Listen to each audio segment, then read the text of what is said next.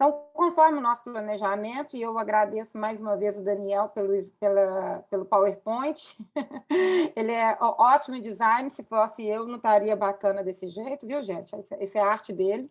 Mas nós nos propusemos, na aula de hoje, a abordar 3 aspectos com vocês.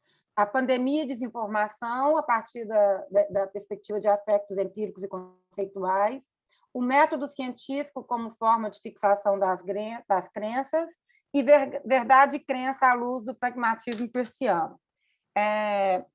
No nosso livro, em Sociedade da Desinformação e Infodemia, esse capítulo foi escrito pelo Daniel Melo Ribeiro e pelo Fábio Oliveira, que é mestrando, está aqui matriculado na disciplina, e está nos ajudando aqui com apoio técnico pelo IAT, e a dissertação dele de mestrado toca exatamente nesse assunto. Então, os dois são os especialistas nesse tema que eu estou dividindo a aula hoje com o Daniel. Pode passar, por Aliás, favor. eu queria agradecer muito também a contribuição que o Fábio deu para a composição desse tema que a gente vai trazer hoje, né? Assim, grande parte do levantamento bibliográfico que a gente vai adotar aqui hoje com relação aos conceitos de desinformação, enfim, e suas relações com as redes sociais online, as plataformas de redes sociais online, é parte desse trabalho da dissertação que o Fábio está desenvolvendo. Então, o Fábio também é um coautor aqui junto conosco dessas discussões, ok? Eu acho que é até muito importante ressaltar isso, a gente compreende sempre numa perspectiva de colegas, tá? Todo mundo que está aqui, em todos os níveis, nós estamos numa discussão conjunta, é um tema desafiador para todos nós, então as questões de vocês, além de ser muito bem-vindas, elas nos fazem refletir sobre esse tema, tá bom? Bom, então a gente começa com... Deixa eu ver se eu consigo tirar aqui, eu vou ler aqui para vocês. Que absurdo! Será que isso é verdade? Não existe mais verdade. Você apenas escolhe a informação que mais lhe causa ódio e passa adiante. Sério, isso pode gerar um monstro. Vou lhe enviar um link provando que gera uma fada. Isso é bem interessante, porque no contexto contemporâneo da informação, daqui a pouco a gente vai falar sobre isso, a gente perde as referências sobre as fontes confiáveis e não confiáveis. Então, num contexto disseminado de mediação, como é o caso das redes sociais online, qualquer link opera com a função mediadora da verdade. E isso é um grande problema para a gente lidar no contexto de desinformação. Pode passar, por favor, Daniel? Bom, o que nós estamos propondo, então, pensar é que não existe uma ruptura entre aquilo que nós estamos denominando de sociedade da desinformação, não é uma denominação nossa, nós nos alinhamos a vários autores que vêm tratando o tema nessa perspectiva, como Paul Marshall, e isso não seria uma ruptura com a chamada sociedade da informação, do qual um grande expoente dessa discussão é Manuel Castells, espanhol Manuel Castells, com sua trilogia lá do final dos anos 90, né, da Sociedade em Rede. Pode passar, por favor, Daniel. Em termos bem genéricos, a gente poderia dizer que a sociedade da informação, que é aquela que nos plasmou a partir dos primórdios da internet, né, lá no final dos anos 90, seria caracterizada por uma sociedade em rede. Não que isso já não existisse. Quando a gente fala Rede Globo, por exemplo, de televisão, nós estamos nos referindo a uma rede midiática, mas uma rede midiática de uma mesma empresa de comunicação. Na sociedade em rede, lá naquele momento, no final dos anos 90, eu costumo dizer que a gente acreditava, a gente era muito inocente, né? A gente não acreditava na democratização da informação como uma promessa de horizontalidade, né? Era o ideal da horizontalidade. Então, foi muito propalado naquele momento a ideia de uma descentralização da comunicação, como se todos nós tivéssemos, enfim, a oportunidade de falar numa mesma perspectiva de lugar. Isso antes das redes sociais online. Isso é muito... E nessa época, por exemplo, o Manuel Castells propôs aquilo que ele chamou de mass self-communication, que foi, do meu ponto de vista, mal traduzido por português como autocomunicação de massa. Mas é uma ideia que significa que qualquer pessoa, nos meios de comunicação mediados pela internet, que a internet não é um meio de comunicação, mas uma ambiência midiática, né, teria capacidade de produzir uma informação com larga escala, com alcance social em larga escala, é exemplo do que os meios de comunicação de massa realizaram ao longo do século XX, especialmente a segunda metade do século XX. Então, isso seria a descentralização da comunicação. Com o passar do tempo, qualquer um de nós que pensa quantas vezes por dia cada um de nós entra no Google, a gente observa que houve um enrijecimento, né, dessas formas de mediação midiática. E agora, por exemplo, o projeto aí do Facebook, né, de virar um meta, né, o metaverso, é uma ideia que já é antiga dele, de ter uma internet dentro da internet. Então, essa ideia da descentralização ela foi um ideal, o ideal da sociedade da informação. E, naquele momento, pressupunha que informação e conhecimento como matéria-prima dessa sociedade em rede. O que a gente observa é que a gente não tem uma ruptura com isso. A gente continua numa sociedade em rede, só que passados 20 anos desse processo. Então, quais seriam os parâmetros principais para a gente pensar essa sociedade da desinformação? A desinformação, ela se mistura aquilo que a gente chama de informação. Inclusive, esse prefixo des ele é um pouco complicado, porque ele parte do princípio que a informação é pura, é correta, e a desinformação seria a mentira, a informação ruidosa.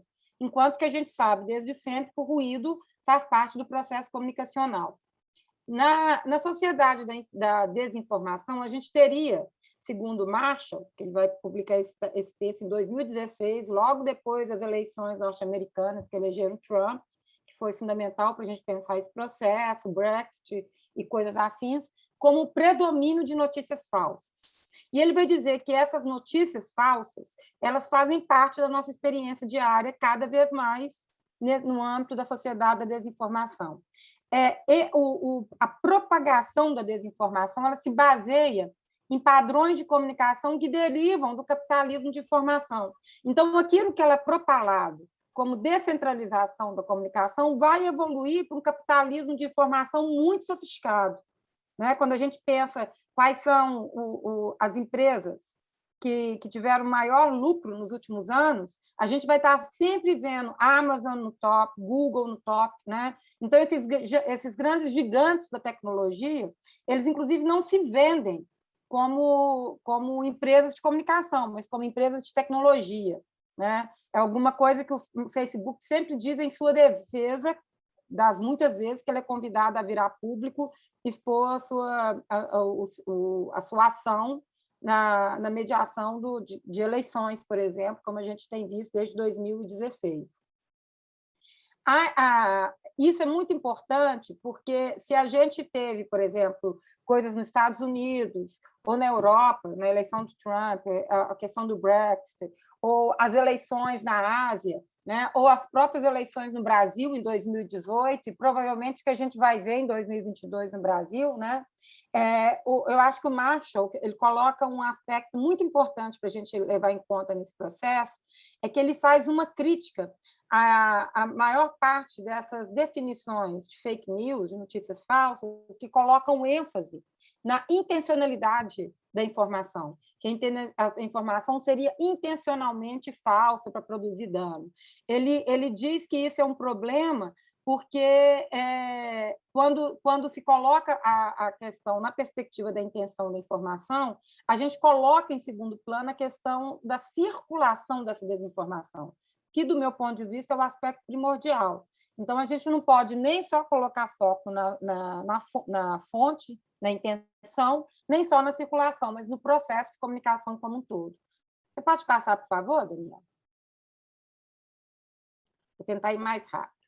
Bom, do meu ponto de vista, o que a gente tem assistido hoje, pelo menos desde 2020, é o apogeu do que a gente até hoje chamou como sociedade da desinformação no âmbito da pandemia de Covid-19. O diretor-geral da OMS, em 2020, acho que março, abril, não sei, de 2020, ele classificou de infodemia. Né? Esse neologismo não foi criado por ele, já está na roda aí pelo menos desde 2003, mas ele caracterizou essa circulação desenfreada de informações pouco confiáveis ou sem a fonte explícita a respeito da pandemia de Covid-19 como infodemia. E, segundo ele, essas notícias falsas elas se espalharam com mais rapidez e facilidade do que o próprio vírus, e são igualmente perigosas. Então, eu acho que é muito importante a gente tratar esses fenômenos da comunicação contemporânea, né, como um processo que tem implicações, por exemplo, na saúde pública. E esse vai ser o viés que o Daniel e eu vamos trazer aqui hoje a partir do pragmatismo peirciano. Quais são os efeitos práticos dessas concepções que circulam nos meios de comunicação hoje como desinformação? Pode passar, por favor, Daniel. Bom, há algumas referências sobre isso, né? Então, notícias falsas, elas têm sido frequentemente apresentadas, né, em formatos e conteúdos que simulam organizações de mídias tradicionais. Então, quando nós estamos falando de desinformação, quando a gente faz esse recorte para fake news ou notícias falsas, né, na verdade, a gente está tomando como parâmetro aquilo que a gente conhece como formato deontológico da notícia jornalística, da notícia profissional. Mas essa notícia também não tem que ser necessariamente verdadeira, como nós vamos ver daqui a pouco. Por isso que esse parâmetro de contrapor notícia, né, como se a notícia em si fosse verdadeira, àquilo que seria a falsidade, como notícia falsa, já é alguma coisa que é uma armadilha da qual a gente precisa escapar. Pode passar, por favor. Quando a gente está falando de notícia falsa, por exemplo, há uma discussão proposta que tem sido muito recorrentemente citada e que me parece interessante, é pensar quais são os princípios que nos norteiam do ponto de vista conceitual uma informação como notícia falsa, como desinformação. Então, não se trata meramente da mentira. Mentira sempre existiu, boato sempre existiu, ruído sempre existiu. Então, o que haveria de novo nesse processo? Quando a gente está tratando de desinformação, nós temos que pensar, por exemplo, a descontextualização ou a ressignificação de uma informação dada num dado momento, que em outro momento ela vai adquirir outro contexto de significação. Por exemplo, quando o presidente Jair Bolsonaro foi acusado de ter chamado a pandemia de gripezinha, ele se defendeu dizendo que quem falou isso foi o médico brasileiro Drauzio Varella. Ele só repetiu o que ele tinha dito. Só que o Drauzio Varella se referiu ao Covid-19 como uma gripezinha antes que a OMS tivesse decretado a pandemia. Então, você descontextualiza, recontextualiza e dá um outro contexto de produção de sentido. Isso é próprio desse cenário de desinformação.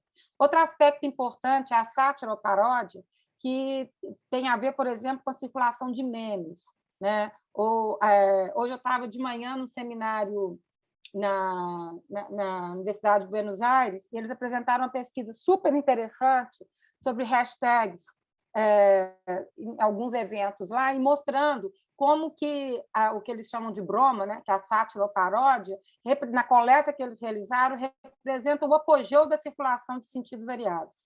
Então, isso é muito importante, como que esses memes eles vão levando a um alcance social muito mais amplo questões que são tratadas como informação no cotidiano. Um exemplo disso é o sensacionalista no Brasil, né? O alcance social que eles têm, a gente só consegue rir do sensacionalista se a gente conseguir conhecer a notícia jornalística de origem. E, normalmente, a gente conhece, porque elas circulam com grande rapidez nas redes sociais. Um outro aspecto é o conteúdo enganoso. É quando a informação ela se refere a um conteúdo enganoso ou um conteúdo fabricado, que ele não tem lastro na realidade, por exemplo, tratamento precoce contra a Covid-19, ou um conteúdo notadamente falso. Pode passar, por favor, Daniel? Então, isso que ficou acho que foi muito bem formulado e é recorrentemente citado, que é chamado de desordem informacional, para definir esse contexto, para o Wadley Derakhshan, nunca sei direito como que falo esses nomes, acho que é isso, eles caracterizaram como a desordem informacional num contexto que eles chamaram de desinformação, misinformation e malinformation. As traduções para o português são sempre questionáveis. Coloca, por favor, Daniel, o próximo. Quando a gente está falando de disinformation, né, ou desinformação, nós estamos falando de informações falsas, segundo eles, falsas, criadas e distribuídas intencionalmente para prejudicar e causar danos. quando estamos falando de misinformation, né, ou nós estamos falando de informações falsas sem a intenção de causar dano, o equívoco, talvez. E a malinformation, ou a informação maliciosa, digamos assim, seriam informações verdadeiras, mas que são usadas para causar algum dano. Veja bem que, na perspectiva deles, a intenção da informação é muito destacada. Esse é um dos aspectos que o Marshall critica, que a gente precisa pensar esses aspectos para além da intenção. Pode passar, por favor, Daniel. Na perspectiva desses dois autores, então, essa imagem que eles produzem me parece muito interessante para falar, para explicar por que nós estamos optando por tratar a questão pela sociedade da desinformação e não da malinformation ou misinformation. Porque você teria um campo de falsidade e um campo de uma intenção de dano, e você teria uma dimensão comum, né, que seria a desinformação. Então, a desinformação, em alguma medida, ela dá conta de todo esse ecossistema, digamos assim, da informação duvidosa na contemporaneidade. Pode passar, por favor, Daniel. Jane, só um minutinho, só para complementar Claro. aqui uma... Vai me interrompendo sempre que quiser, tá, Daniel, por favor? Ok. Bom, só para complementar, acho que cabe aqui alguns rápidos exemplos para a gente deixar mais claro o que são, segundo esses autores, esses conceitos de misinformation, disinformation e malinformation. Bom, a desinformação, que é esse elemento que está central aqui, ele então contempla duas características, né? Ele é falso e, ao mesmo tempo, ele tem intenção de causar dano. Aqui seria, digamos, a fake news clássica, né? Assim, aquela coisa, por exemplo, de que a vacina da Pfizer tem um chip para rastrear as pessoas, por exemplo. É uma informação absolutamente falsa e, além disso, ela também foi criada com uma certa intenção de causar dano. Já o misinformation, ele não tem, segundo esses autores, a característica explícita de causar dano. Então, por exemplo, imagine uma situação onde você, por algum motivo, recebeu alguma notícia que é falsa, mas você não sabia que era falsa e passou para os seus familiares via WhatsApp, por exemplo. Esse é o típico caso do misinformation, segundo esses autores, né? A informação era falsa, mas você passou com boas intenções, né? Muito entre aspas, né? Assim, para poder alertar algum familiar, alguma coisa nesse tipo. Já a malinformation, segundo esses autores, seria, por exemplo, o uso de informações verdadeiras que foram aplicadas explicitamente para causar dano. Então, vamos pegar, por exemplo, vazamento de informações, né? Então, imagina que um certo diálogo, que é o caso de vazamentos, né, típico do jornalismo investigativo, por exemplo, é usado de maneira intencional para causar dano numa reputação de uma pessoa, por exemplo, né? Assim. Então, aqui alguns rápidos exemplos para ajudar a caracterizar um pouco esses três conceitos, tá? Segundo esses autores. Obrigada, Daniel, super elucidativo. Então, o que a gente precisa ter em mente é que esses aspectos de misinformation, malinformation, desinformation, né, que são os modos como a gente tem tentado caracterizar isso que vem sendo o que vem permeando a sociedade da desinformação, eles apresentam efeitos danosos que podem ocorrer mesmo sem intenção. Aproveitando a deixa do Daniel, vou dar um exemplo para ver se fica claro isso. Há pouco tempo eu vi uma reportagem, eu não me lembro se foi no El País, eu acho que foi no El País, da menina. Vocês vão se lembrar disso, daquele meme Já Acabou, Jéssica? E essa reportagem era com a menina que falou isso. E aí o que aconteceu? Muita gente compartilhou isso, que é meme, né? Sem nenhuma intenção de causar dano à menina. Mas era uma menina de uma família simples, isso aconteceu depois de uma aula numa escola pública no Brasil, e a menina uma adolescente, ela teve sérios problemas psicológicos, tentou suicídio, se cortou. A mãe tentava fazer, segundo a reportagem, a mãe tentava fazer com que ela não visse redes sociais, para ela não se dar conta, mas era uma batalha perdida, né? Porque é quase impossível impedir que uma adolescente não entre em internet, conexões de redes sociais online, e ela ficou muito abalada com isso. Então, a desinformação ela tem efeitos práticos para além da intenção. Então, isso é muito importante que a gente tenha isso em mente, inclusive quando a gente pensa em aspectos de alfabetização midiática, né? Como é que a gente vai explicar para todas as pessoas que qualquer ato de compartilhamento, de comentário, mesmo quando não seja explicitamente endereçado para provocar dano a alguém, uma crítica, pode ter efeitos práticos muito danosos. Isso vai ser próprio da sociedade da desinformação. Passa, por favor, Daniel. Bom, outro aspecto importante que a gente precisa ter em mente quando fala na sociedade da desinformação é que a gente está tratando numa dimensão de compartilhamento em larga escala, né, na qual os algoritmos exercem um poder brutal, inclusive naquilo que a gente vai poder ver. Então, a gente tem que levar em mente que são recomendações customizadas de conteúdos, daí a importância de pensar essa discussão contemporânea, se deve ou não regulamentar essas plataformas de mídias sociais que não querem ser reconhecidas como empresas de comunicação, mas como empresas de tecnologias, para não ter esse tipo de responsabilidade social. Por exemplo, no âmbito da comunicação de massa, a concessão de um canal de televisão, de um canal de rádio, né, era uma concessão pública. Então, quem detém essa concessão tem que prestar contas às sociedades, tem que obedecer algumas regras. No caso de Twitter, Facebook, Instagram, coisas assim, são empresas de tecnologias. Eles não têm que prestar conta a nada de ninguém. Né? É business, puramente business. Então, há uma customização de conteúdos que a gente tem visto várias denúncias, né, pelo menos desde 2017, é o quanto isso pode ser danoso. Né? A outro aspecto é que esses algoritmos eles são alimentados por hábitos de navegação. Acho que a Natália, na aula dela, vai falar muito para a gente sobre isso, vai explicitar isso melhor, vai falar muito melhor do que eu, que estou falando aqui rápido, mas a gente tem que levar em conta que os algoritmos eles não são só vilões, eles aprendem com as nossas estratégias de navegação. E é isso que vai constituir os chamados filtros bolhas, né, ou as câmaras de eco.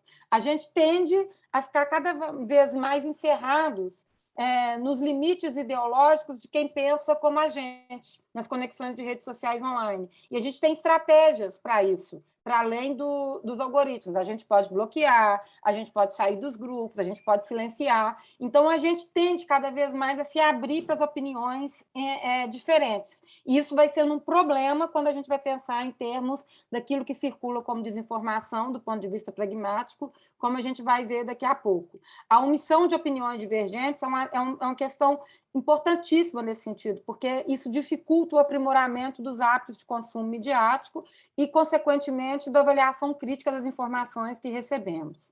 Pode passar, por favor, Daniel? Bom, então, como eu tinha dito, né, a gente tem que levar em conta que essa ideia de pensar notícia falsa, né, como oposição, falsidade, à própria ideia de que notícia está imbuída de verdade, é alguma coisa que a gente tem que tomar cuidado, porque a verdade não é necessariamente um atributo da notícia. Isso não é novo. Né? Por exemplo, quando Balzac escreveu, em 1842, a sua crítica chamava Monografia à Imprensa Parisiense, né? Ele era profundamente crítico com a imprensa de sua época. Ilusões Perdidas é um ótimo livro para a gente entender que a gente já devia ter perdido as ilusões com isso desde 1850, mais ou menos. O Balzac já afirmava lá que a imprensa pressa a crença, não a verdade. Né? E isso é um aspecto muito importante, porque o que vai nortear a circulação da desinformação é a crença, não necessariamente uma ideia de verdade, como o Daniel vai apresentar para a gente daqui a pouco. O Lippmann, no seu famoso livro de 22, Opinião Pública, um livro referencial para todo mundo que está querendo estudar comunicação nesse contexto contemporâneo, acho que a gente tem que colocar o olhar um pouco lá para trás, né? Ele já apresentava a imprensa como um pseudo-ambiente, né? Porque era um recorte desse ambiente mais amplo que a gente tomava como um recorte do ambiente geral. Mais ou menos assim, a gente acha que conhece tão bem o Lula como se a gente tivesse tomado um cafezinho com ele, porque ele faz parte da nossa vida cotidiana, através desse pseudo-ambiente que é a imprensa desde os anos 80, por exemplo. E a imprensa, como pseudo-ambiente, ela se organiza, segundo Lippmann, em torno de crenças, não da verdade. E ela vai ter um valor pragmático, ela está interessada no efeito prático. Qual é o efeito prático das crenças que a imprensa busca deliberadamente espalhar? A formação de uma opinião. Eu já estava dizendo isso lá no começo do século XX. Então, a formação da opinião é um aspecto muito importante. No contexto de eleição, por isso que a sociedade da desinformação é tão importante ver isso no contexto da sociedade da desinformação, um efeito prático da informação partilhada, seja ela verdadeira ou falsa, é um voto na urna, né? Isso foi o que a gente viu em 2016. A gente está falando de notícia falsa e a gente tem que começar a pensar, por exemplo, no quão complicado vai ser, por exemplo, quando as deepfakes se espalharem no nosso cotidiano, né? A pesquisa de mestrado do Vitor Góes, que está matriculado nessa disciplina. Porque seja, qualquer um que entra no YouTube vai ver um monte de tutorial super simples para fazer deepfake, né? E a gente tende a acreditar, você pode manipular a minha fala aqui e colocar uma outra fala, quem vê a Jeane falando vai achar que é a Jeane que está falando. Então, isso é um aspecto muito complicado, né, da sociedade de desinformação da contemporaneidade. O espanhol Miquel Alcina tem um livro de 2005 que se chama O que é a Notícia, onde ele apresenta diversos conceitos da notícia jornalística, e demonstra que não há consenso sequer em torno da notícia jornalística, e ele caracteriza a notícia como um mecanismo pragmático de significação em detrimento do cânone da verdade, né? Então, a notícia ela é muito mais um mecanismo de significação, de produzir efeitos práticos a partir de um processo de significação, do que propriamente um cânone da verdade. É isso, eu passo a palavra agora para o Daniel. Bom, então, só rapidamente, antes da gente dar continuidade, deixa eu fazer 2 rápidos comentários sobre algumas questões que já apareceram aqui no chat, tá? Se não me engano, deixa eu recuperar aqui, Kellen, eu acho que perguntou qual seria a diferença entre infodemia e desinfodemia.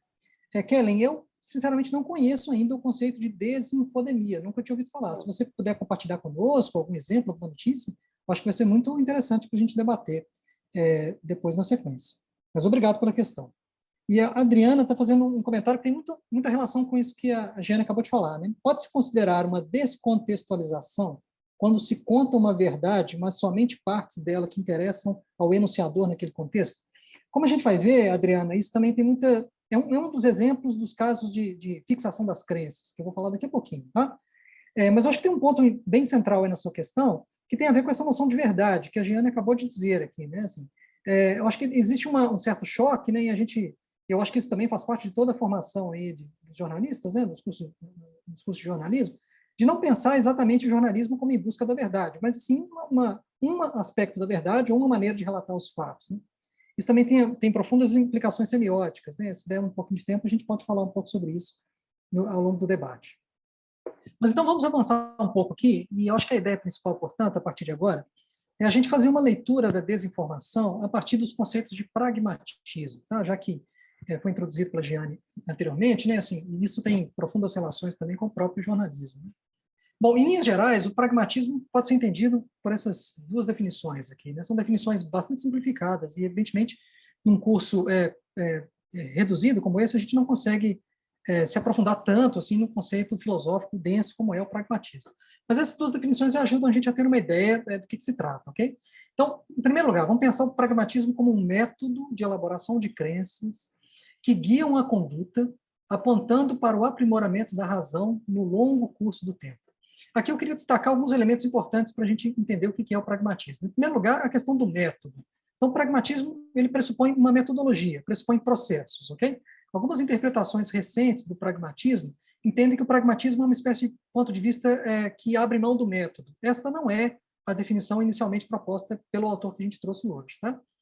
Ok. Outro elemento importante para o pragmatismo é a noção de crenças, ok? A gente vai ver que grande parte das nossas condutas, né, a outra palavra que está destacada nessa frase, tem a ver são guiadas ou são orientadas por um sistema de crenças, como a gente vai ver daqui a pouquinho. Por outro lado, essas crenças e esse método, né, assim, também, de alguma maneira, nos permite nos aproximar cada vez mais da razão. E essa questão de aproximar a razão requer temporalidade, requer tempo. Ou seja, a gente não consegue alcançar a verdade ou a razão de forma individual, instantânea. Isso requer tempo e requer um aprendizado coletivo através do método científico, como a gente vai ver em breve. Uma outra definição simples também pressupõe alguns desses conceitos, né? Essa que está aqui embaixo. O pragmatismo pode ser entendido como uma doutrina do refinamento lógico das ideias. Então, essa ideia por trás de refinamento lógico pressupõe processo, pressupõe tempo, pressupõe acúmulo de conhecimento, pressupõe crítica, debate, algo que só vai ser possível com a aplicação de um método rigoroso de aproximação da verdade, como a gente vai ver. Okay? Então, aqui só para poder introduzir rapidamente esses dois conceitos e orientar um pouco os debates aí sobre verdade e crença. A nossa definição de pragmatismo ela vai ser baseada nesse autor, que é o Charles Peirce. Aqui eu vou fazer um rapidíssimo panorama biográfico dele, para quem ainda não conhece, só para poder situar um pouco, né, até de que maneira essas ideias surgiram no contexto onde ele desenvolveu. Bom, então vamos lá. Charles Peirce é um filósofo, ok?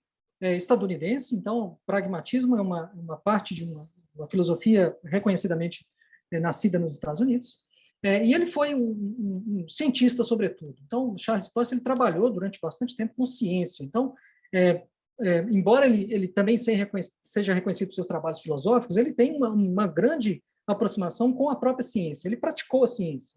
Ele trabalhou com química, ele trabalhou com geodésica, ele trabalhou com matemática, ele foi filho de um importante matemático estadunidense. Então, ele teve uma vivência dentro de um laboratório de pesquisa que marcou profundamente a sua filosofia. Então, é uma filosofia muito marcada pela filosofia da própria ciência. Okay?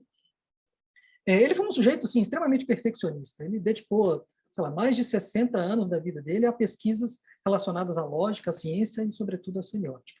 Mas, por ele ser um cara extremamente perfeccionista, ele não chegou a publicar um livro. Né? Assim, ele sempre achava que as ideias dele estavam em processo, estavam inacabadas. Então, diferente de outros grandes filósofos, né, assim, ele não sistematizou o pensamento dele numa obra acessível, única, que pudesse ter uma difusão de maneira mais ampla em todo mundo. Então, dessa maneira, o pensamento do Peirce é muito reconhecido tardiamente. Ele não teve um devido reconhecimento do quilate do seu pensamento, digamos assim, em vida. As pessoas e pesquisadores só foram recuperar o pensamento dele alguns anos depois, à medida em que os diversos manuscritos que ele deixou foram sendo compilados e organizados. Então, isso também é uma outra característica importante da obra dele. Muitas vezes o acesso à obra do Peirce é um acesso muito fragmentado. Então, é frequente que a gente encontre leituras específicas da obra dele que dizem respeito a um determinado momento do pensamento dele. Isso não necessariamente foi, digamos assim, referendado por ele nos seus escritos tardios. Né? Então, é importante ter uma dimensão um pouco temporal, né, de onde que surgem esses pensamentos do Peirce, para a gente saber que ele mesmo reviu algumas coisas, né? Repensou alguns conceitos ao longo da sua própria carreira. Então, a obra dele é uma obra ampla, extremamente complexa e fragmentada. Então, assim, durante a sua trajetória intelectual, ele tocou em diversos temas, né? Assim, que servem e acabam consistindo como material de debate para diversas áreas, inclusive a própria comunicação. Nós aqui da comunicação tomamos emprestado, digamos assim, uma parte da teoria dele, que é uma parte muito significativa, principalmente, né, que é a parte mais conhecida nossa aqui da comunicação, que é a teoria semiótica ou teoria dos signos. Mas ele também tem excelentes contribuições em outras áreas do conhecimento. Como eu disse também, ele por ter sido um cientista, né, um matemático, o pessoal da lógica e da matemática também estuda bastante Peirce. E lá na filosofia, a turma conhece mais o Peirce pelo pragmatismo, okay? Que são as suas ideias desse procedimento, desse método científico que a gente vai falar um pouquinho a partir de agora, tá? Bom, então aqui só um caráter um pouco biográfico do Peirce, né? Assim, é importante dizer também que o Peirce foi um sujeito muito influenciado pela filosofia do Kant. Ele também foi um leitor bastante voraz de Hegel. Então ele carrega com ele, né? Assim, um pouco dessa tradição filosófica clássica, né? Que vem lá de trás, né? Assim, e numa certa medida ele é considerado também um pouco tardiamente um dos grandes filósofos estadunidenses, ok? Bom, muito bem. Bom, cabe falar um pouquinho aqui rapidamente sobre o tema da semiótica, que inclusive vai ser abordado na semana que vem, né? Também dando continuidade a essas reflexões pela Natália, na aula da semana que vem. Bom, então, assim, quem é da comunicação certamente já passou pelo tema da semiótica, ou já ouviu falar, pelo menos, ou já teve algumas aulas sobre semiótica, e a gente sabe que existem diferentes perspectivas semióticas reconhecidas hoje no mundo, né? Assim, evidentemente que a semiótica é estudada desde lá dos medievais, ou mesmo lá da filosofia clássica pelos gregos, mas a filosofia semiótica moderna, ela é, em grande parte, dividida em três grandes vertentes. Né? A gente tem a semiótica da cultura, que tem uma grande penetração nos países do leste europeu e na Rússia, principalmente. A gente tem a semiótica de origem francesa, que vai ser tema, inclusive, do Conrado, daqui 2 aulas, né? Onde Conrado vai trazer uma perspectiva da semiótica discursiva. E aqui talvez a maioria de vocês conheça, né? Assim, possivelmente vocês tiveram contato com definições de signo vinda de Saussure, ou conceituações de semiótica do discurso, e assim por diante. E tem a semiótica estadunidense, que foi desenvolvida justamente pelo Charles Peirce. Porém, diferente das outras perspectivas semióticas, A semiótica de Peirce é fundamentada nos conceitos da lógica, ok? As outras correntes semióticas muitas vezes recorrem ao tema da linguística, ou dos estudos da linguagem, principalmente da linguagem verbal. Já em Peirce, esse fundamento se encontra na filosofia e na lógica. Para ele, lógica é sinônimo de semiótica. E estudar a semiótica significa estudar o próprio pensamento. Okay? Então, para Peirce, ele tem uma proposta, né, muito interessante, muito ousada, de que todo pensamento se dá em signos. A gente não vai ter muito tempo de desenvolver isso na aula de hoje, mas é uma ideia muito interessante. A ideia de que, por exemplo, o que está acontecendo agora aí na cabeça de cada um de vocês, né, são signos, né? E todos os signos estão articulados numa cadeia que forma cadeias de semiose, né, como a gente vai falar daqui a pouquinho mais tarde. Então, estudar os tipos de pensamento pressupõe estudar os diferentes tipos de signo, ok? Esta é uma perspectiva semiótica muito interessante. Então, para Peirce, isso é fundamental, associar a semiótica à lógica. Então, estamos lidando com diferentes tipos de raciocínio quando a gente estuda a semiótica, ok? Bom, mas mais especificamente, né, para a gente começar a falar de pragmatismo, é muito importante resgatar um texto que foi escrito, vejam bem, no século XIX, em 1877, que se chama A Fixação da Crença. Esse é um texto que está sendo recuperado com muita força recentemente nos congressos de semiótica, porque é um texto que traz algumas características que são fundamentais para dialogar com o atual contexto da desinformação. Quando a gente está lidando com desinformação hoje, a gente, em parte, está associando as ideias de verdade e crença, que são conceitos centrais nesse texto que foi trabalhado por Peirce. Além disso, ele propõe nesse texto, como a gente vai ver daqui a pouquinho, né, assim, essas ideias de métodos de fixação de crenças, okay? Que são métodos bastante pertinentes para a gente entender grande parte dos problemas que estão acontecendo hoje. Então, vamos lá, vamos aproximar um pouco aqui desse texto a partir desse ponto aqui, que é um ponto interessantíssimo, que é a diferença que ele propõe entre crença e dúvida, ok? Então, ele parte, quem talvez já tenha lido o texto, né, ou quando forem ler, né, acho que é importante ter isso em mente, né? Ele parte dessa reflexão da fixação das crenças a partir desses dois conceitos, o conceito de crença e o conceito de dúvida. Vamos lá, o que seria crença, né, para ele? Crença, para Peirce, é uma espécie de hábito, ok? E esse hábito, ele tem por característica guiar os nossos desejos e ações. Então, a crença, numa certa medida, está relacionada com a nossa conduta, ok?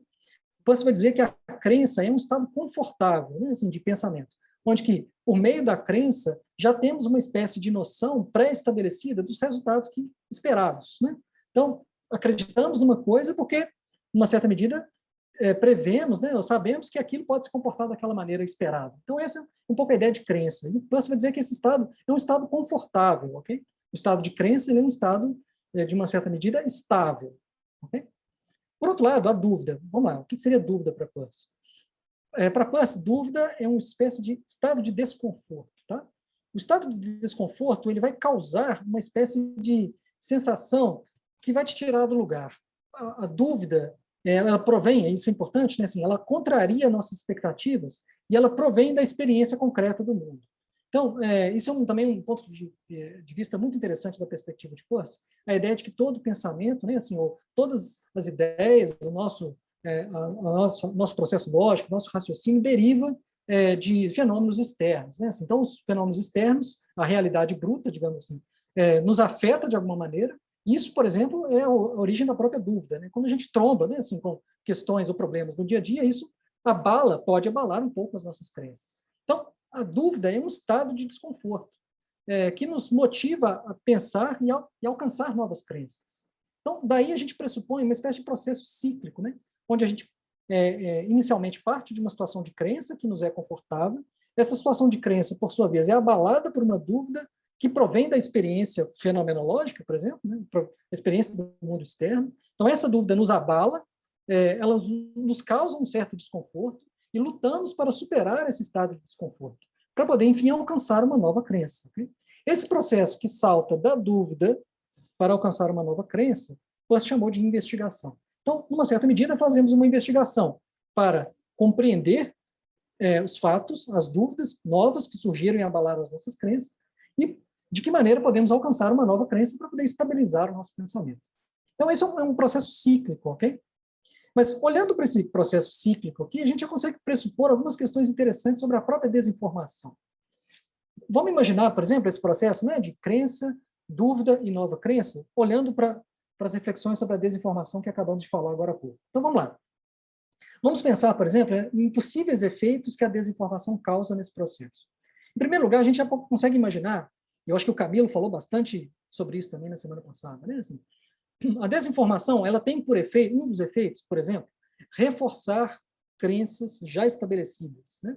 Então, a desinformação, um dos propósitos da desinformação, isso a gente, só um parêntese rápido, né? Isso a gente percebeu empiricamente na pesquisa que a gente fez no grupo Mediação no ano passado, né? Assim, quando a gente, eu vou falar daqui a pouco mais sobre isso, mas a gente coletou uma série de postagens na internet, no Twitter especificamente, sobre um programa da Rede Globo chamado Pergunta Corona, a hashtag era Pergunta Corona, que era um programa da Rede Globo feito para esclarecer dúvidas sobre coronavírus. Então, a gente percebeu empiricamente que na coleta desse material, todos os processos de desinformação que estavam ali presentes, eles, numa certa medida, reforçavam crenças já estabelecidas. Um outro aspecto que a gente percebeu sobre a desinformação, outro efeito prático da desinformação. A desinformação, muitas vezes, ela rejeita a dúvida. Então, a desinformação é um processo, muitas vezes proposital, criado para rejeitar dúvidas, ok? Para que as dúvidas não sejam estímulo para a aquisição de novas crenças. E, por outro lado, a desinformação também atua como um estímulo de novas crenças, porém equivocadas. Então, quando aparecem, por exemplo, essas notícias um tanto bizarras, né, de que a vacina vai instalar um chip 5G na pessoa, sei lá, essas coisas malucas aí, né? Numa certa medida, as pessoas que adquirem essa nova crença, né, assim, estão sendo guiadas por uma desinformação que está conduzindo a um efeito prático, que é criar uma crença equivocada. Então, muito bem, então, diante desse cenário, a gente somos levados a pensar, né? Então, o que seria uma crença correta, né? Assim, como que a crença correta pode ser alcançada? A crença, segundo Peirce, né, assim, a aquisição de crenças, fugir das crenças equivocadas pressupõe a adoção do método científico, como veremos daqui a pouquinho. Então, muito bem. Vamos seguir agora para uma rápida definição que o Peirce traz desses 4 métodos de fixação das crenças, que é muito interessante. Inclusive, tem aplicações muito práticas aqui no nosso dia a dia, quando a gente lida com desinformação. Então, o Peirce vai dizer o seguinte, olha, legal, conhecemos aqui essa relação entre dúvida e crença, é um processo cíclico, né? E esse método, esses processos de aquisição e fixação de crenças, eles podem ser classificados sobre 4 modalidades, ok? Então, o Peirce propõe que existe o método da tenacidade, o método da autoridade, o método a priori e o método científico. Então, vejamos em linhas gerais o que são cada um desses métodos de fixação das crenças, ok? Vamos lá. Método da tenacidade. Segundo Peirce, o método da tenacidade é o método mais rudimentar de fixação de crenças.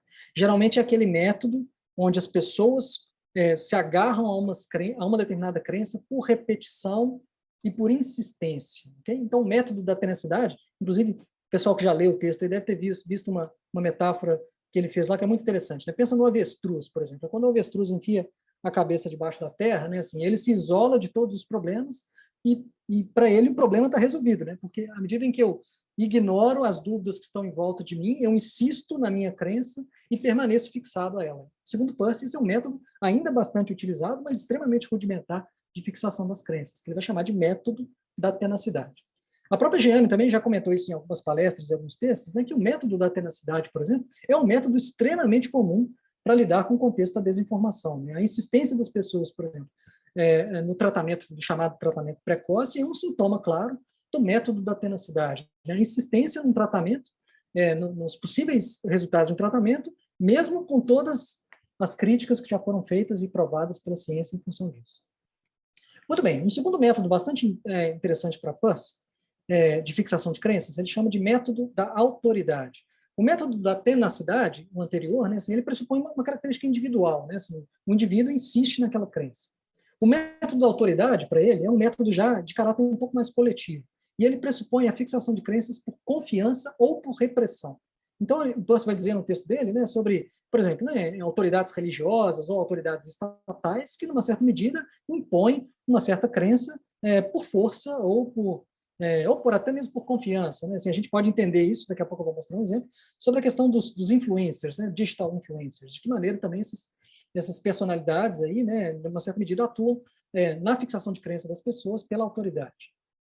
Bom, método a priori.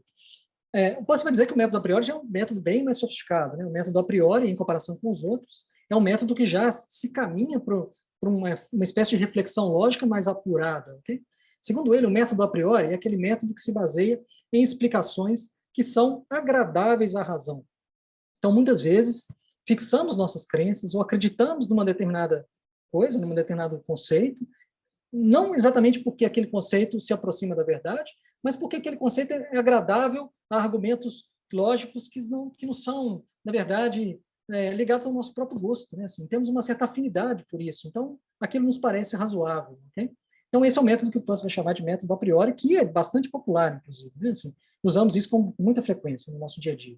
Então, método a priori é aquele método que fixa crenças por meio do gosto. Né? Assim, nos apegamos a uma crença porque aquela crença é agradável à nossa razão, em uma certa medida. E, por fim, Peirce coloca que o método mais eficiente para se fixar crenças, de aproximarmos da verdade, é o próprio método científico. Eu vou falar um pouco mais, mas o método científico sabemos que é um método que se baseia numa questão de discussão necessariamente coletiva. Então, o método científico pressupõe coletividade, pressupõe a exposição do debate público, e ele também pressupõe mecanismos de autocorreção, como veremos daqui a pouco. Bom, então aqui eu trouxe rapidamente alguns casos, né, só para poder ilustrar um pouco essa ideia dos 4 métodos de fixação das crenças. Então, o método da tenacidade, aquele método, como eu disse, que buscamos fixar crenças por repetição, por insistência. Né? Então, acho que essa charge aqui ilustra muito bem isso. Né? Essa ideia de que muitas vezes as pessoas se apegam a uma determinada opinião, a uma determinada crença, por insistência, e aquilo causa um certo prazer para a pessoa. Né? Assim, eu acredito, por exemplo, que a cloroquina vai salvar vidas. Então, aquilo me dá uma sensação de apego, né? Uma sensação de segurança. Mas eu insisto naquilo não porque aquilo me trouxe evidências claras de que vai curar a Covid, não, mas porque aquilo simplesmente é um fruto de uma insistência minha ou de algo que vai me dar um prazer e de negar, né, a dúvida ou negar qualquer outro fato que possa contrariar essa minha crença. Bom, método da autoridade, como eu estava dizendo, né, assim, no contexto de Peirce, ele estava bastante preocupado, principalmente com questões ligadas ao autoritarismo proveniente do Estado ou da religião. Mas, evidentemente, que trazendo para o contexto atual, é claro que a gente pode manter a ideia do Estado da autoridade religiosa, mas a gente pode também entender que o método da autoridade hoje funciona, evidentemente, ligado aos influenciadores, né, que estão por aí nas redes sociais ou na própria mídia. Né? Então, a gente tem, uma certa medida, pessoas que corroboram, né, assim, ou que atestam determinadas crenças e, em função da autoridade discursiva que elas dispõem, que elas emanam. Bom, método a priori, aqui citando um exemplo específico aí sobre as questões ligadas à pandemia. Né? Assim, o método a priori, ele também, como eu estava dizendo, aquele método associado à noção de que eu me apego a uma crença porque ela é agradável à razão. Então, se eu encontro argumentos que na verdade, são aparentemente lógicos, né? Assim, por exemplo, né, eu vou mostrar um caso daqui a pouquinho, né, onde as pessoas argumentam que a cloroquina ela é um tratamento muito eficiente, porque ela não oferece riscos para a saúde, e você pode tomar cloroquina tranquilamente, em comparação, por exemplo, com outros medicamentos que são vendidos casualmente nas farmácias, tipo Novalgina, etc. Eu vou mostrar um caso que fala sobre isso. Né? Então, método a priori, você se apega a uma determinada crença porque aquilo é agradável, aquilo te traz uma certa afinidade por um pensamento que você já tem. Né? Por isso que se chama a priori, nesse sentido. Né? Você já carrega aquela crença, então, numa certa medida, você acredita naquilo porque aquilo já está, de alguma forma, dentro do seu próprio pensamento, da sua própria razão. Aqui eu vou dar, então, portanto, alguns exemplos para ilustrar um pouco a aplicação desses métodos, conforme a gente encontrou na nossa pesquisa. Né? Deixa eu ver a hora aqui. Então, como eu estava dizendo, inclusive esse livro, né, e esse curso que a gente está oferecendo para vocês, ele deriva de uma pesquisa empírica que a gente realizou durante o ano de 2020. Então, durante o ano de 2020, observamos a movimentação da desinformação nas redes sociais, principalmente no Twitter, com foco num programa específico que foi conduzido pela Rede Globo, que era um programa que foi criado para debater dúvidas sobre o coronavírus. Né? Então, é um programa que surgiu em linhas gerais, tá? Assim, explicando rapidamente. Um programa que surgiu lá no primeiro semestre de 2020, que a Globo criou para debater perguntas e receber questões das pessoas nas mídias sociais. Então, a Globo estimulava as pessoas a levantar questões sobre o coronavírus, e a Globo coletava essas questões que eram levantadas nas redes sociais para debater no programa ao vivo. Né? Então, a partir da observação desse programa, né, eu acompanhando as hashtags associadas a esse programa, a gente fez uma coleta de um material e fizemos uma análise de que maneira esse material, né, estava ou não desviando completamente do debate inicialmente proposto sobre o coronavírus e levando para outros caminhos, né, típicos da desinformação. Então, esse exemplo que eu trouxe aqui é um dos exemplos que foram coletados, uma das postagens que foram coletadas nesse contexto da nossa pesquisa. Então, vejam bem, estamos lá no começo da pandemia, havia aquele grande debate sobre o surgimento da pandemia na China, né, assim, e grande parte dos debates sobre a desinformação naquele contexto estavam dizendo a respeito sobre a origem, né, de que forma a pandemia surgiu, ou o coronavírus surgiu. E grande parte da desinformação que estava naquele momento surgindo dizia respeito a, será que a China criou esse vírus propositalmente? Né?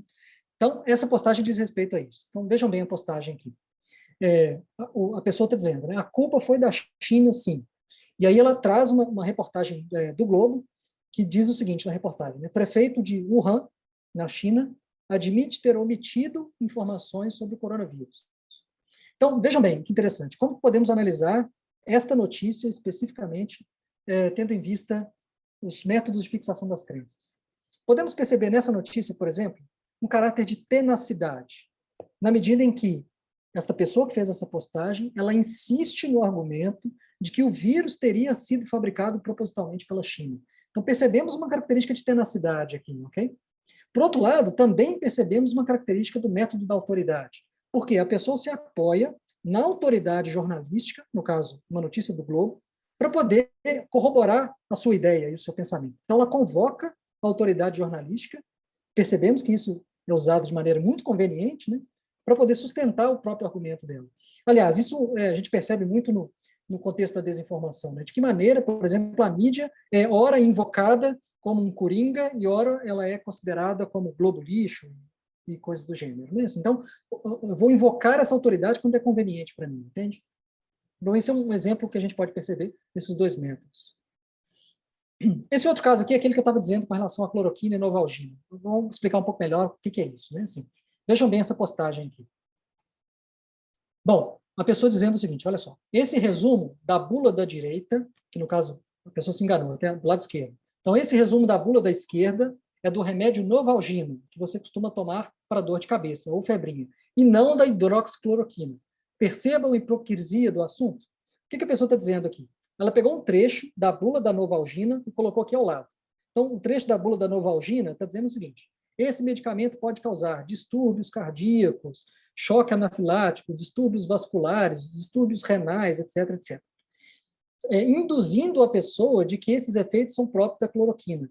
Aí, na postagem, ela fala que não, olha, isso aqui é da novalgina. Então, se a novalgina, que é um medicamento extremamente popular vendido na farmácia, pode causar isso, por que a cloroquina não pode ser vendida e não pode ser adotada? Então, a pessoa está fazendo uma espécie de argumentação lógica para tentar sustentar a ideia de que a cloroquina é um medicamento inofensivo. Não só inofensivo, mas também, digamos assim, eficiente contra a Covid naquele contexto. Então, aqui também percebemos, da mesma maneira, o método da tenacidade. Nesse contexto, já havia debates explícitos sobre a ineficácia da cloroquina e a pessoa ainda insistia na ideia de que a cloroquina era um medicamento próprio para a Covid-19. Então, percebemos aqui o método da tenacidade nesse sentido. Método a priori, por sua vez, né? Ela se baseia em argumentos aparentemente lógicos, né? Então ela faz uma comparação aparentemente lógica com a novalgina para tentar, na verdade, sustentar um argumento que aproxima do seu próprio gosto, né? Da sua própria preferência por esse medicamento. Então, de uma certa forma, esses métodos que eu apresentei rapidamente aqui, eles estão muito presentes no contexto da desinformação. Então, é por isso que esse texto de Próximo está sendo muito revisitado ultimamente, né? Assim, nesse contexto. Bom, então agora é importante também falar um pouco sobre o método científico, né, que ele também menciona nesse texto, e são conceitos que ele desenvolve bastante ao longo da sua trajetória filosófica na sua carreira. Tá? Então, método científico para Peirce, o que seria? Né? Eu acho que a maioria de vocês já domina isso, né? Certamente estamos muito familiarizados com isso, eu acho que principalmente o pessoal que vem aí das ciências exatas ou ciências da saúde, né? Mas é importante deixar isso claro, porque não perder de vista o que é o método científico também é parte de um trabalho nosso de combate à desinformação.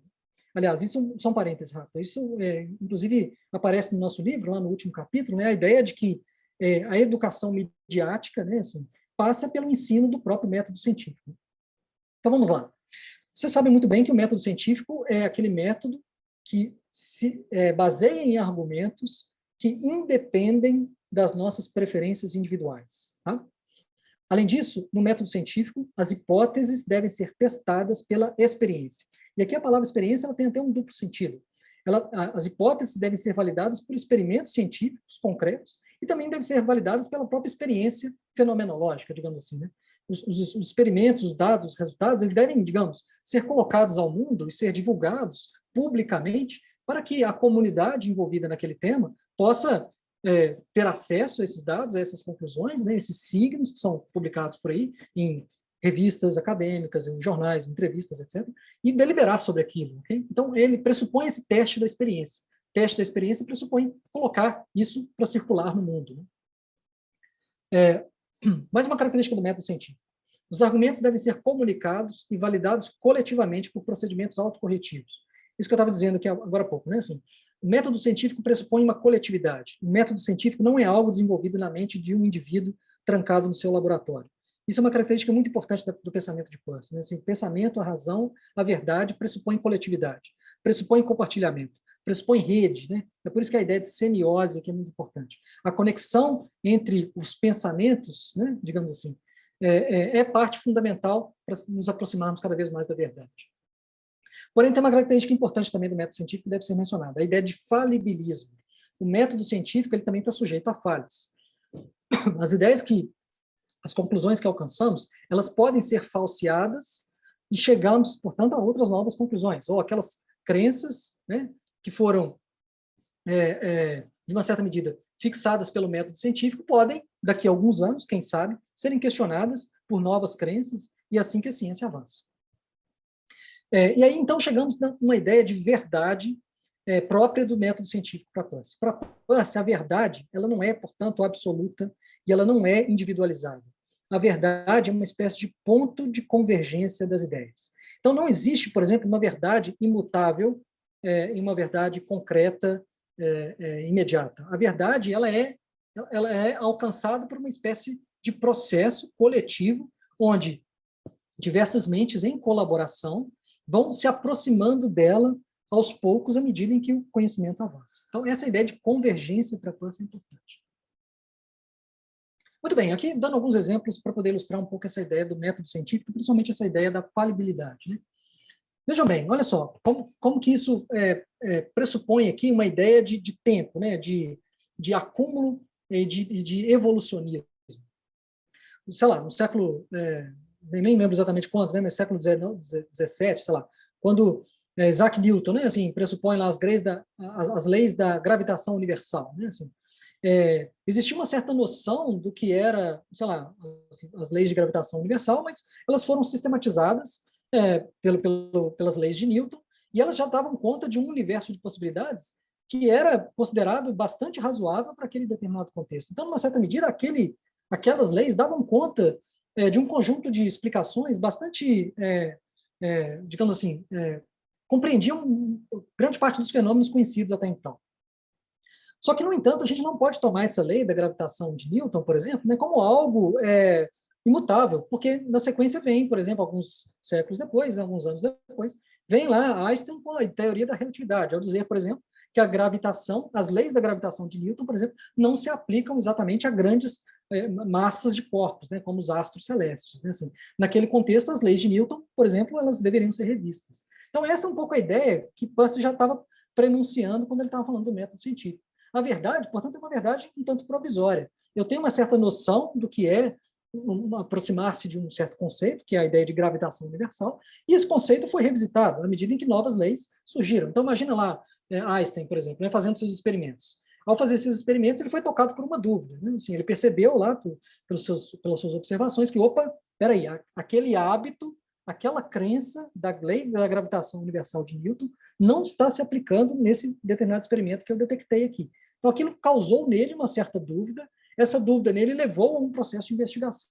Essa investigação, coletivamente, evidentemente que ele não fez isso sozinho, ele desenvolveu novas teorias, novos hábitos, né, novas crenças, que derivaram, por exemplo, a ideia que a gente tem da teoria da relatividade, por exemplo.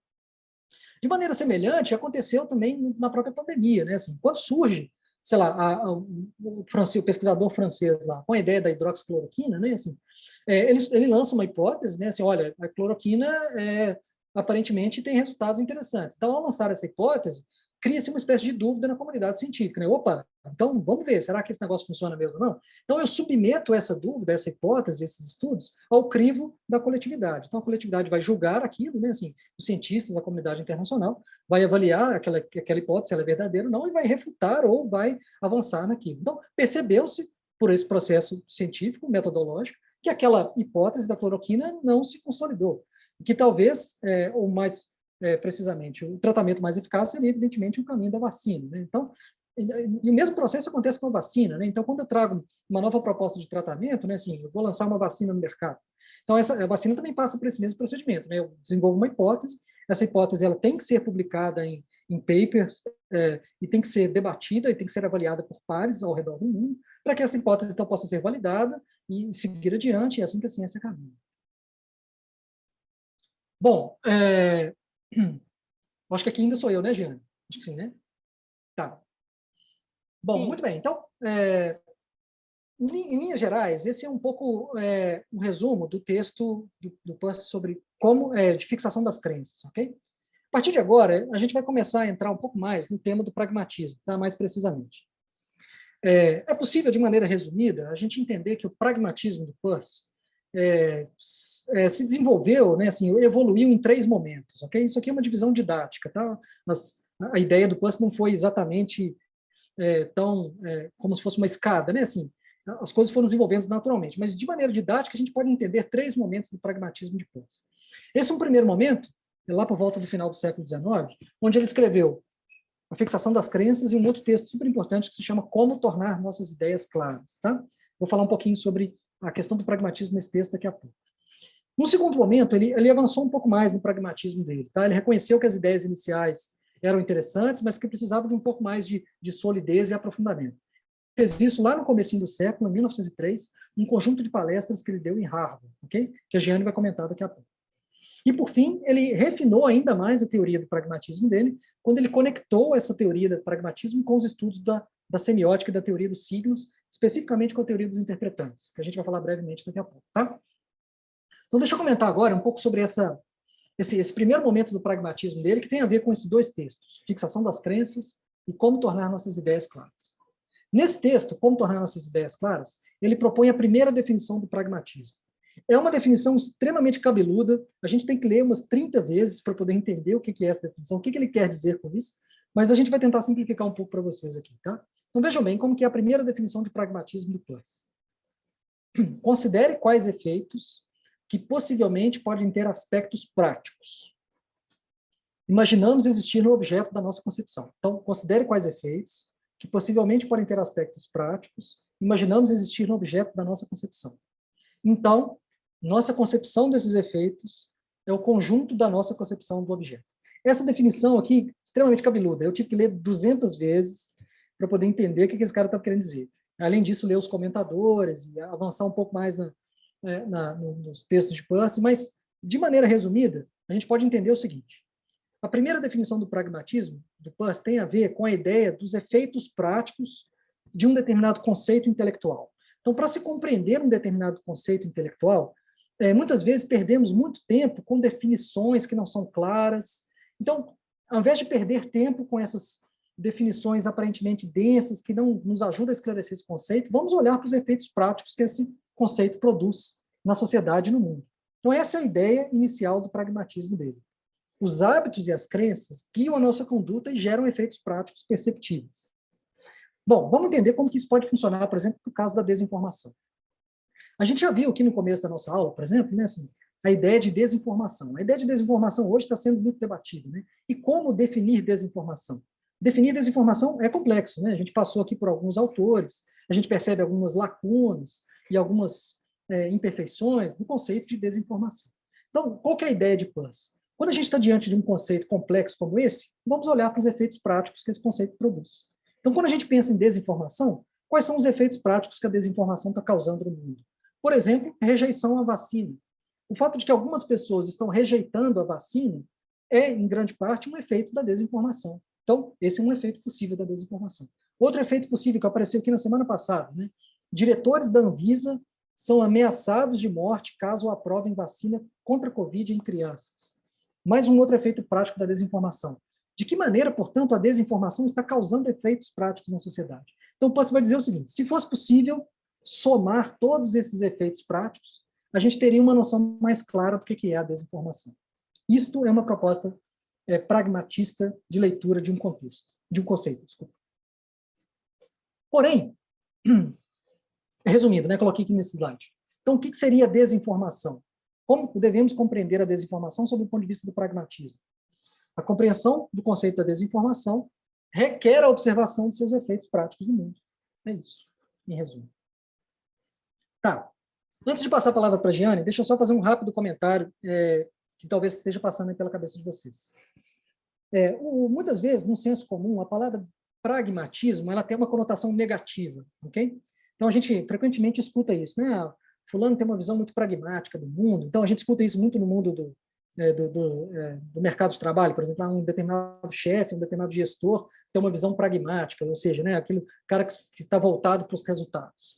Essa é uma leitura um tanto que se afasta do conceito original de Pussy, de pragmatismo, ok? Então, é importante que a gente situe isso aqui, tá? Pragmatismo não significa valorizar resultados a qualquer custo, tá? Essa é uma interpretação muito comum que a gente tem do pragmatismo hoje em dia. Quando se fala em pragmatismo, muitas vezes as pessoas pensam, o cara está pensando só no resultado, independente do processo, né? Assim, isso não é uma ideia original de pragmatismo de Pussy, okay? Ou pensar que o pragmatismo se resume à ação ou à finalidade do pensamento, como se o pensamento se resumisse somente à ação. Não é exatamente isso, ok? Então é importante deixar esse alerta. Bom, agora na sequência a Jeane vai dar continuidade, trazendo algumas reflexões sobre de que maneira o pragmatismo de Pussy foi evoluindo ao longo da sua trajetória intelectual. Obrigada, Daniel. Super bacana. Eu acho que ficou bem claro a sua exposição. Antes de entrar nas conferências de Harvard, eu vou tentar ser rápida, que a gente não tem muito tempo, mas eu só vou retomar um aspecto que o Daniel falou, que é para reforçar. Eu acho que ficou claro, mas para reforçar. Por que nós estamos retomando? Para compreender um contexto contemporâneo da desinformação, por que a gente está voltando para um filósofo que lá do final do século XIX, aliás, de meados do século XIX, né? Peirce nasceu em 1839 e morreu em 1914. E ele chamou o ano de 1900 do tempo da colheita, que foi quando tudo começou a fazer sentido para ele. Porque ele estava, e é por isso, como o Daniel disse, que tem muita gente voltando nesses textos hoje, porque a desinformação, como eu disse, ela não é uma ruptura com a sociedade da desinformação. Ela diz muito de um contexto de efeitos práticos de um processo que é próprio da crise, da chamada crise da modernidade, que é a ausência de referências ou da descrença, né, em relação a alguns parâmetros que eram próprios da modernidade. Por exemplo, a crença no progresso científico, né, a crença em algumas mediações especializadas na sociedade, como é o caso da medicina, da universidade, como é o caso dos partidos políticos. Então, todas essas crises que são próprias, que vão emergir a partir dos anos 80, num conjunto de textos que se chamava, ficou cunhado sobre o termo pós, e depois vai culminar no pós-verdade contemporaneamente, né? Era pós-modernidade, atualmente a gente cunhou de pós-verdade, né? Esse contexto desse caldo cultural que vem lá dos anos 80, né, ele vai culminar numa ausência de referências, e isso é que vai ser o próprio contexto da desinformação. Para a gente compreender esse processo, é muito importante que a gente tente entender por que a desinformação está crescendo tanto no mundo, né? Não é só por uma questão tecnológica, certamente que não é. Tem muito a ver com o modo como essas informações fabricadas, descontextualizadas, ressignificadas, né, ou intencionalmente produzidas para produzir dano, elas se refletem na formação de opinião compartilhada nessas bolhas ideológicas próprias das redes sociais contemporâneas. Então, compreender essa perspectiva da desinformação pelo viés do pragmatismo, né, tem nos parecido um caminho fértil para compreender esse processo.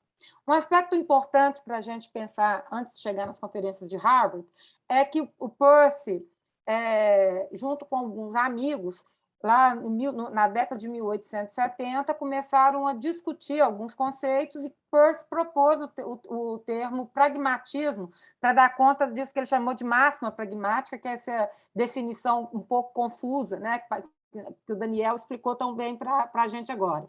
Sintetizando mais uma vez, ele está interessado para a gente entender qualquer conceito, a gente tem que se voltar para os seus efeitos práticos. Um exemplo que aconteceu agora aqui na aula, né? Infodemia, desinfodemia. O que é isso? Né? Para a gente tentar entender isso, a gente tem que voltar para os efeitos práticos, que é o modo, por exemplo, foram os exemplos que o Daniel deu aqui, como essa discussão sobre informações variadas, sem fontes precisas a respeito do Covid-19, vão ter um efeito prático, um efeito de saúde pública. Né? A questão da vacina que o Daniel mencionou. Hoje a gente está vendo, por exemplo, que há novos epicentros de Covid-19 na Europa, na Ásia, e o que a OMS tem dito, falou na semana passada, que é um novo surto de Covid que foi propiciado por pessoas que não se vacinaram, que estão se contaminando em massa. Né? Então, isso tem um efeito prático brutal na sociedade. Vamos voltar ao caso da vacina que o Daniel mencionou agora em crianças e adolescentes. Não sei se vocês estão lembrados que o ministro da Saúde, a autoridade máxima da saúde no Brasil, veio a público dizer: mães, não levem seus filhos para vacinar. Olha o peso que isso tem em termos de autoridade na formação das crenças. Então, se já havia uma repetição por tenacidade, né? Que a tenacidade ela é refratária às evidências científicas contra a vacina de Covid-19. E se vem uma autoridade e reforça isso em cadeia nacional de rádio e televisão, os efeitos disso são muito contraditórios. E foi tão louco, porque Minas Gerais dizia uma coisa nesse sentido, Belo Horizonte dizia outro, e as escolas pressionando para voltar. E os pais no meio do caminho, sem saber o que fazer. Então, esse contexto vai ser muito próprio da sociedade da desinformação hoje. Bom, a primeira máxima pragmática que o Peirce disse foi lá na década de 1870, como o Daniel disse, ele publica um texto em 1877, né, que é a fixação das crenças, e depois, no ano seguinte, como tornar claras nossas ideias. Naquele momento, naquela década, olha só, ele vai dessas conferências em Harvard em 1903, o termo pragmatismo explode na Europa. Né? O nome mais conhecido disso, que foi o Henry James, atribuiu a Peirce a paternidade do termo pragmatismo, que no começo foi até chamado de radicalismo. Né? E o Peirce foi ficando ressentido, porque ele não concordava com muitos aspectos que vinham sendo tomando como pragmatismo. Em relação a James, por exemplo, ele discordava do aspecto profundamente psicológico, porque o James era um psicólogo, né, assim, não de formação, mas de concepção, que ele estava dando ao termo pragmatismo. E o Peirce reivindicava uma perspectiva mais social desse termo. Então, para diferenciar o pragmatismo dele, Peirce, do pragmatismo dos demais, ele chegou a chamar o pragmatismo dele de pragmaticismo, né, que era um nome, segundo ele, suficientemente feio para ninguém utilizar. E aí, em 1903, logo depois de 1900, quando ele chama o tempo das colheitas, o Charles Sanders Peirce é convidado, como o Daniel disse, ele era um marginal, ele não conseguia publicar no seu tempo, vai dar uma série de conferências em Harvard. E a primeira conferência, que é sobre o pragmatismo, ele retoma a sua máxima pragmática e revisa. Então, nesse momento, ele vai dizer, vamos ler juntos para a gente pensar, os elementos de cada conceito entram no pensamento lógico pelas portas da percepção e saem pela porta da ação deliberada. E tudo que não puder mostrar suas credenciais em ambas as portas deve ser detido como não autorizado pela razão. O que ele está reivindicando com esse conceito? Ele está reivindicando uma perspectiva lógica do pragmatismo. Isso vai ser um ponto muito importante, porque, a partir de então, ele começa a vincular o seu pragmatismo com o que ele chamou de 3 ciências normativas. Veja bem, nesse momento, o Peirce estava ele sempre foi muito interessado no método científico, né? Que seria, segundo ele, o método mais próximo da verdade, não porque a verdade fosse alguma coisa a ser alcançada num lugar estável, porque ela é autocorretiva. Então, o método científico, por si só, ele é falível, né? Mais ou menos assim. se nós estamos acreditando, temos a crença de que a cloroquina não é eficiente como tratamento para a Covid-19, se aparecer evidências científicas daqui a pouco sobre isso, a gente deveria rever nossas crenças e aceitar uma nova evidência. É assim que a ciência evoluiu, né? Onde ela sai de dogmas, por exemplo, o teocentrismo, né? E entra numa outra dimensão, que é o holocentrismo, né? Onde não é mais a Terra o centro do universo, mas o Sol é o centro de um sistema no universo, do qual a Terra faz parte. Então, são mudanças paradigmáticas no qual o método científico vai se autocorrigindo. Para entender isso, eu fico pensando numa coisa interessantíssima, que eu acho que retomando a aula passada do Camilo, que eu acho que é uma das coisas mais interessantes para a gente pensar sobre desinformação hoje, antes até dessa história de pandemia que nos assolou, mas é a questão da crença contemporânea no terraplanismo, né? Isso me parece muito em como que a gente sai de uma crença baseada em evidências científicas. Todo mundo que já foi na praia, que já viajou de avião, que estudou a vida inteira geografia, né? De repente começa a acreditar que a Terra é plana, e não são poucos, né? Então, isso mostra que esses movimentos, onde as crenças vão se fortalecendo por tenacidade, por autoridade, né, por métodos a priori, eles são muito fortes na contemporaneidade. Então, a gente precisa prestar atenção nisso. Quando o Peirce propõe o pragmatismo como um aspecto da dimensão do pensamento lógico, ele estava revisando todas as ciências da sua época, no movimento que ele chamou de cartografia das ciências da época dele. Eu não vou explicar isso, que é muito longo, você pode passar, Daniel, mas eu vou me centrar, antes de entrar nas ciências, desculpa, eu confundi aqui Mas pode, ok.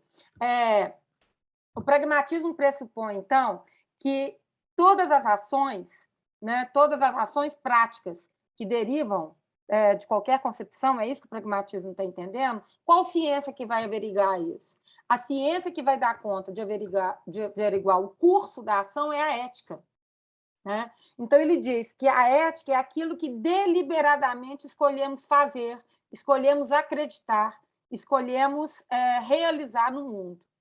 E qual que é o propósito da ação na ética? A proposta da ação na ética, ela tem um propósito que é lógico. Por isso que pensar a formação dessas crenças é fundamental. A gente deliberadamente, né, no geral, as pessoas deliberadamente escolhem acreditar naquilo que lhes parece lógico, mesmo que essa dimensão lógica seja do âmbito da tenacidade. Por isso que é tão difícil convencer uma pessoa que está dominada pelo método da tenacidade, de fixação de crença, a revisar a sua crença, porque para ela aquilo é lógico, né? Então, o Peirce vai dizer que o curso de toda ação ela tem um propósito lógico. Quem escolhe não se vacinar não é porque é malvado ou porque é bobo. Ninguém é bobo. Ele escolhe se vacinar porque ele está convencido de que existe um propósito lógico na vacina, que é, por exemplo, te monitorar com a implantação de um chip chinês. Ele acredita nisso, né? Então, é preciso pensar que existe um processo que é lógico. E por que a gente acredita em algumas coisas? Aí é uma ciência que ele vai dizer que é estética. É aquilo que estamos preparados para admirar. É aquilo que admiramos sem qualquer conexão lógica.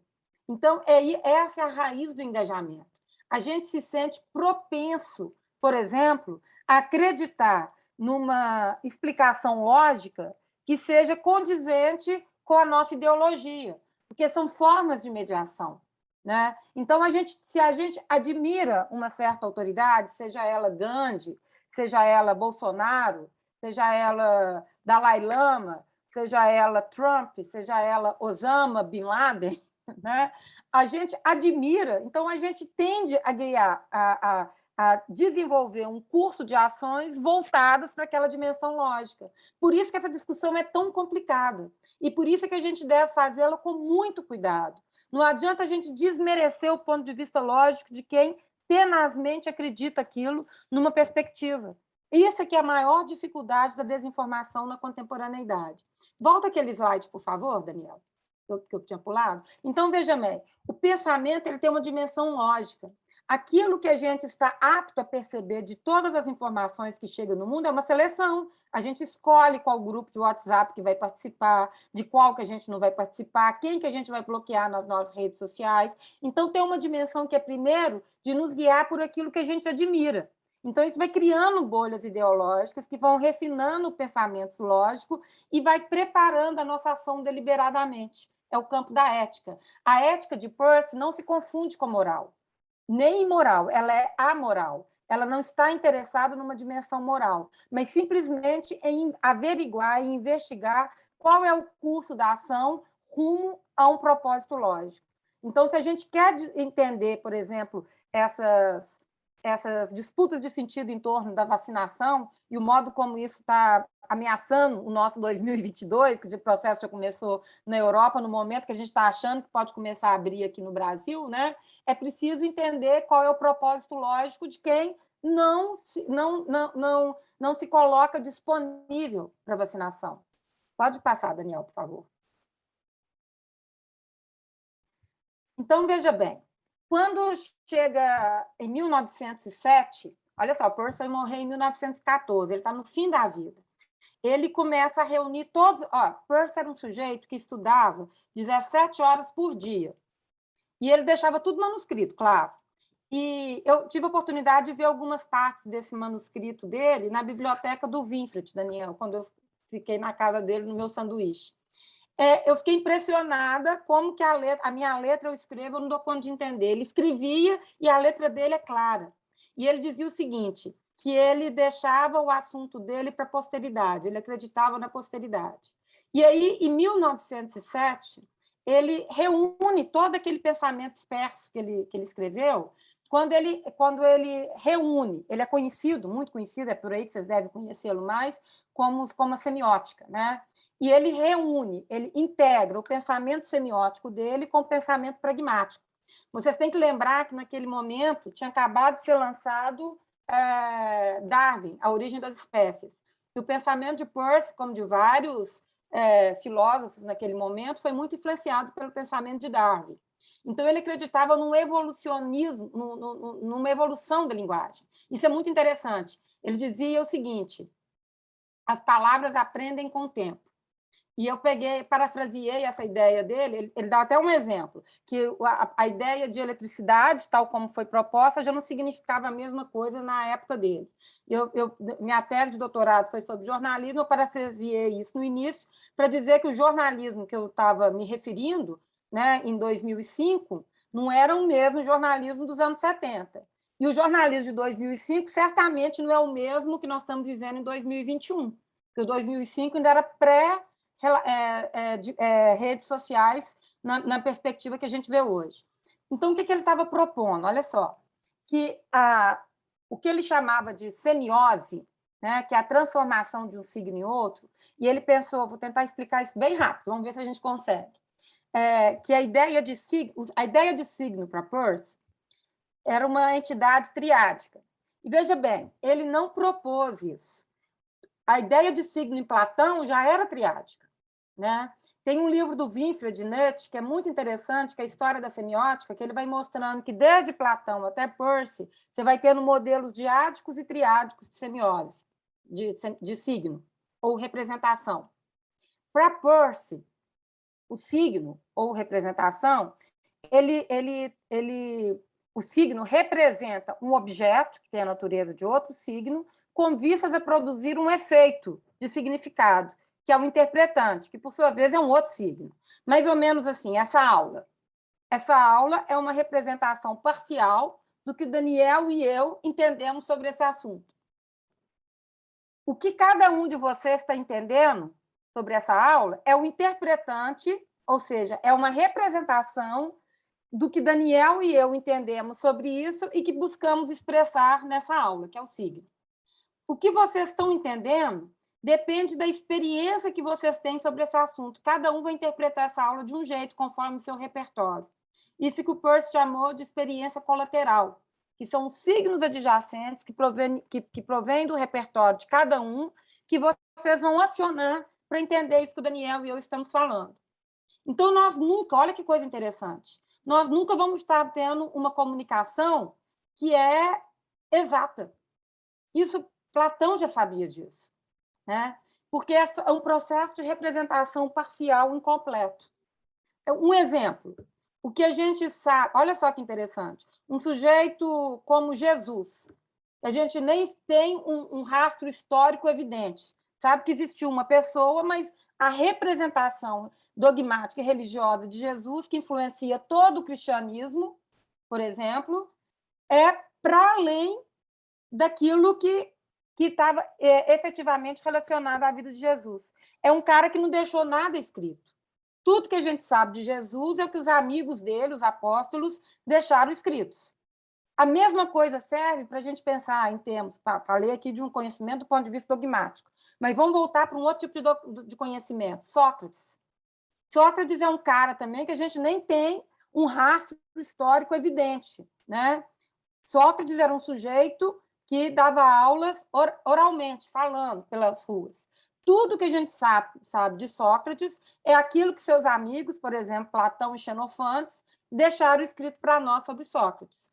Sócrates, o pensamento possível de Sócrates influenciou todo o pensamento ocidental até hoje. O pensamento possível de Jesus influenciou todas as religiões cristãs até hoje. Então, isso é semiose, né? O objeto ele é sempre maior do que a representação, mas ele sempre escapa essa representação. E o interpretante é sempre permeado pelas experiências, pelos repertórios de cada um. Peirce tem um texto lindo que ele fala sobre a existência de Deus. É um texto que quem tiver interesse vale a pena dar uma olhada. Então, o que o Peirce... Oi. Deixa eu só fazer um complemento rápido com relação a isso, que eu acho que é essencial, principalmente quando a gente fala sobre jornalismo. Então, sobre o ponto de vista semiótico, o jornalismo, vamos imaginar, por exemplo, uma notícia qualquer de jornal, né? Assim, então, uma notícia de jornal entendida como um signo é uma representação de um fato que aconteceu. Então, justamente por ser uma característica de representação, a representação do fato ela é sempre parcial.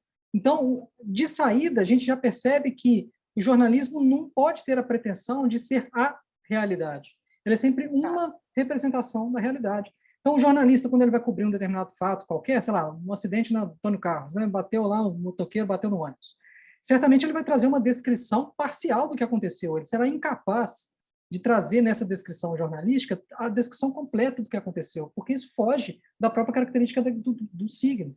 E isso também gera interpretações. À medida em que esse jornal é publicado, cada um de nós vai ler a notícia de uma certa maneira e vai interpretar o fato de uma certa forma, a partir do seu repertório, etc. Mas cabe uma questão importante aqui que conecta com o que a Jeane falou agora há pouco. O fato de a notícia jornalística ser uma representação parcial da realidade não exime o fato de que o jornalista precisa ter compromissos éticos com a representação dos fatos. Isso, uma coisa não está descolada da outra, né? Então, isso tem a ver até com a própria debate sobre desinformação. Talvez, na volta do intervalo, a gente pode explorar isso um pouco melhor. Ótima intervenção, Daniel. Até é interessante para a gente voltar lá no começo da aula, quando eu estava falando do Lippmann, quando ele disse que, de uma perspectiva pragmática, a imprensa é um pseudo-ambiente. É um pseudo-ambiente por isso, porque ela é uma representação parcial, incompleta, que a gente toma como completa.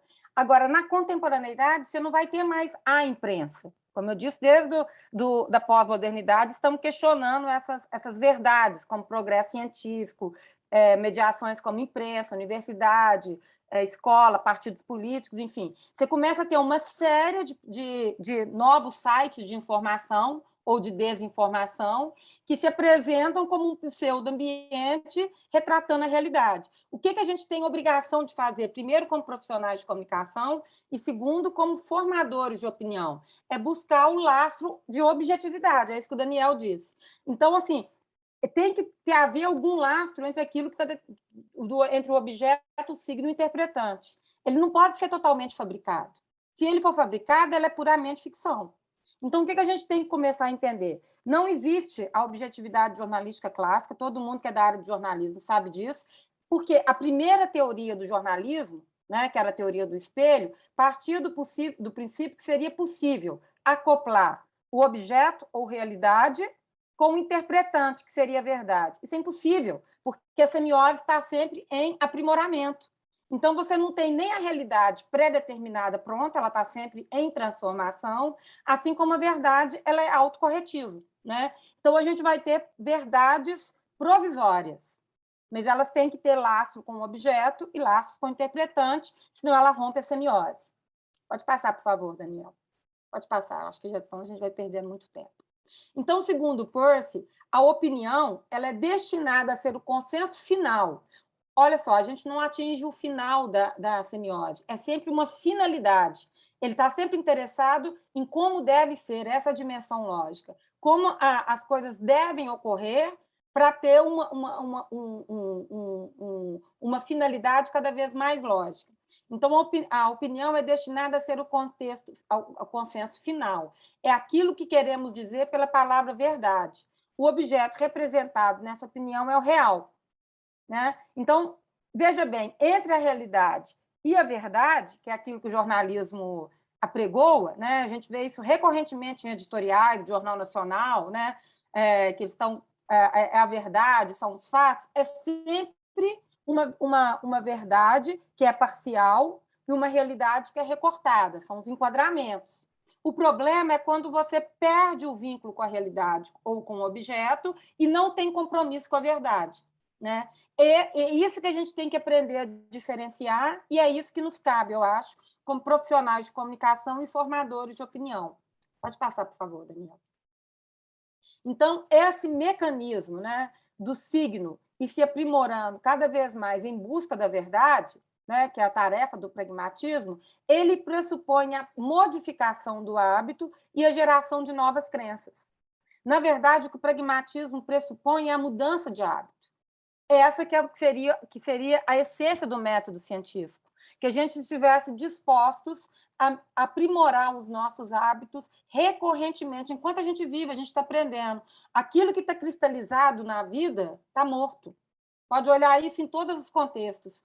A semiose é a própria dimensão de vida. Se a gente não aprimorar os hábitos de consumo midiático, do modo como a gente enxerga o mundo, se abrir para os contextos variáveis de produção de sentido, nós estamos cristalizando os nossos hábitos. E, com isso, nós estamos caminhando para a tendanciedade e nos afastando do método científico, que é a de geração de hábitos cada vez mais aprimorados.